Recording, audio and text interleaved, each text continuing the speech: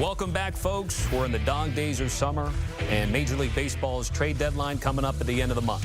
Here's a look at teams that could be buyers and sellers. We know with the expanded playoff, more teams are in it longer, making some of those decisions a bit more complicated. Let's welcome back our MLB insider, Jim Bowden, and bring in Matt Snyder, who puts our power rankings together. So we're going to go with Matt, teams that could be sellers, then Jim delivering what he's hearing or what he's thinking on teams who could be buying. So think destinations there. Matt, let's start with a team that's kind of been in your, power rankings basement forever, and that would be the White Sox here. Give me the lowdown on Chicago. Yeah, it's always fun when I have a mainstay at 30. It makes the decision-making process a little bit easier.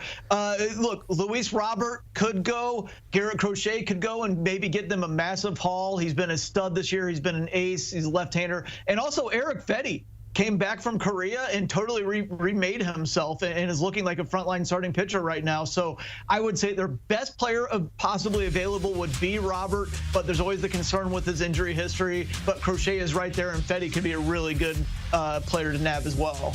So let's piggyback off that. Jim, let's start with Garrett Crochet. Yeah, so Garrett Crochet has three teams that have been talking to the White Sox the most. And that's the Baltimore Orioles, the Los Angeles Dodgers, and the San Diego Padres. Now, the Orioles match up best with the White Sox because they have the deepest and best prospect pool. But GM Mike Elias of the Orioles is really reluctant to trade any of his top guys, even though he's got a team capable of winning the World Series. He's looking at the next 5 to 7 years as much as he's looking at this year. So that's kind of been a problem there. But at the end of the day, if he wants Crochet, he's the one team that can pick up the phone and make a deal today. Now, the Dodgers have been in pursuit with Crochet, although they've also expanded. They have interest in many other White Sox players. They've had a lot of discussions. They have a pretty good farm system as well. And, of course, never count out San Diego Padres GM A.J. Preller, who already made the Dylan Cease trade with the White Sox, and he's never afraid to trade his prospect pool, although the prospect pool is much thinner than it used to be. He's an aggressive trader with a great track record and has already made that big deal with Chris Getz. But those are the three leading teams. The Twins have tried to get into play. I just don't think the White Sox are going to trade Crochet in their own division. And what are you hearing about Luis Robert? Philadelphia Phillies are looking for a center fielder, and Luis Robert's at the top of their list. I'm not sure they match up. The Seattle Mariners, though, do match up. And so Jerry DiPoto, their GM, has had a lot of conversations with the White Sox. He is willing to trade prospects. He's willing to take on the full salary here. So the Mariners do have a shot here. And also, I was told the Dodgers are playing some. I'm not sure I completely understand that because I think their needs are more on the pitching side than the hitting side, but they have been involved with Robert as well. Jim, you brought up A.J. Preller. He also made that deal for Luis Arraez with Miami. So, Matt, if we tee you up on the Marlins here, take me through the South Florida ball club.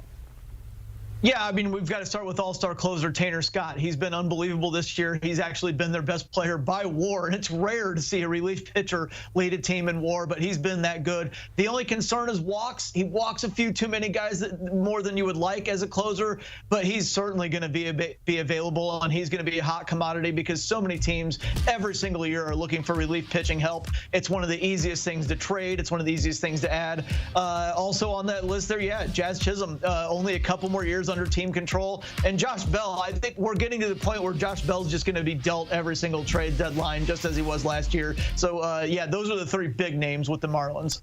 Jim, let's go with Jazz. What are you hearing in terms of his situation, possible suitors, and how much health is a concern from teams? Yeah, it's very interesting because the New York Yankees have been all in trying to get Jazz Chisholm. They tried a couple of years ago when Kim Yang was the general manager, and they are trying now with Peter Bendix as the general manager. And their idea would be to put him at second base. That would be the role that he would have with the New York Yankees.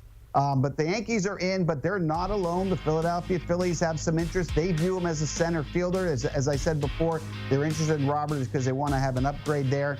The Seattle Mariners, who are just looking for flat-out offense, please, they'll find a place for Jazz. I'm not sure where they're going to play him or put him if they get him, perhaps left field. The Cleveland Guardians have at least touched base. Doesn't sound like there's any traction there. Dodgers have kicked the tires at least. But really, the Yankees, Phillies, and Mariners are the three teams I'm hearing the most on Chisholm. criticism at this point. Okay, great stuff from Jim. And then lastly here, let's get to the Nationals, which was one of the more surprising teams, feisty, played hard. They earned a bit of a slump, so maybe this gets a little bit easier if we get closer to the trade deadline, Matt. But take me through Washington's situation.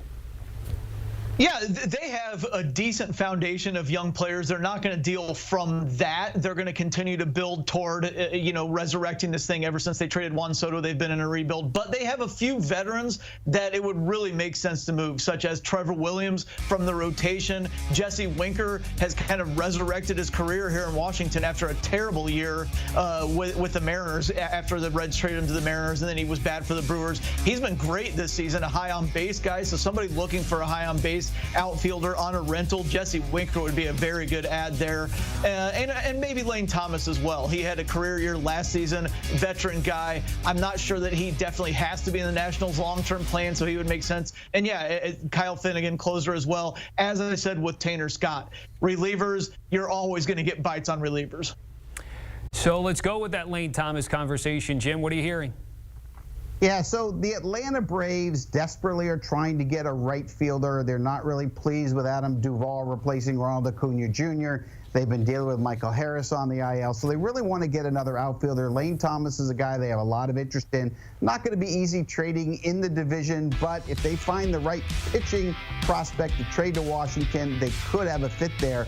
The Mariners and Guardians are the two other teams that have interest in Lane Thomas, and I do think that Lane Thomas does get traded.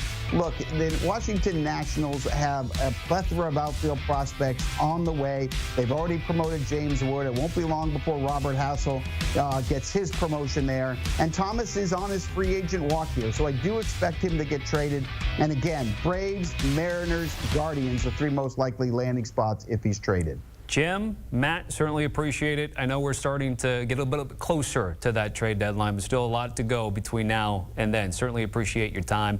If we get back to the menu for tonight's Diamond Wagers, you see the odds there. Dodgers at the Phillies with Aaron Nola. Big reason why they're minus 148 or so. Justin Steele, someone we talk about too. Tremendous season last year, still trying to get back to his form as the Cubs are underdogs in Baltimore.